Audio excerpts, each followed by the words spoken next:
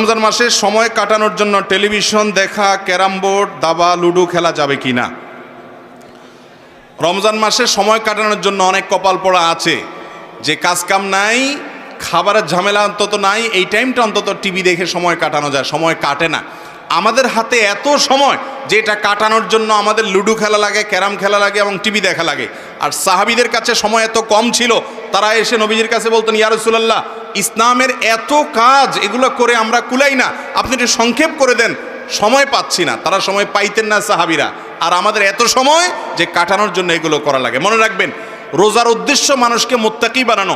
যে ব্যক্তি রমজান রোজা রেখে টেলিভিশনে হারাম জিনিস দেখে, মোবাইলে হারাম জিনিস দেখে এবং এই যে লুডো, দাবা, যেগুলো খেলা হাদিসের আলোকে নিষিদ্ধ, এই সমস্ত খেলাধুলার মধ্যে যে ব্যক্তি সময় অপচয় করে, ওই ব্যক্তির রোজা উপবাস থাকা ছাড়া আর কিছুই নয়। আপনার হাতে যদি সময় থাকে, আপনি কোরআন তেলাওয়াত করেন, আপনি একটা ইসলামিক বই পড়েন, আপনি একটা নলেজ অর্জন করেন, স্কিল ডেভেলপমেন্টের জন্য কোনো উদ্যোগ নেন, আপনি অন্য মানুষ উপকার করেন, বইয়ের ইফতারি বানানোতে হেল্প করেন, মায়ের কাজে সহযোগিতা করেন। কাজের অভাব নেই।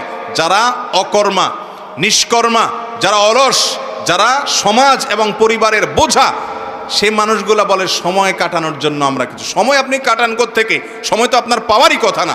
রমজান উপলক্ষে 22টা স্পেশাল আমল আছে। কয়টা? 22টা স্পেশাল আমল আছে হাদিসের আলোকে, রমজানের জন্য স্পেশাল, এগুলো কোরআন এবং হাদিসের আলোকে। এই 22টা স্পেশাল আমলের তালিকা টাঙ্গায় রাখেন, দেখবেন বেহুশ হয়ে যাবেন আমল করতে করতে। কখন আপনি ক্যারাম খেলবেন? অতএব রোজা রেখে এগুলো করা জায়েজ নাই।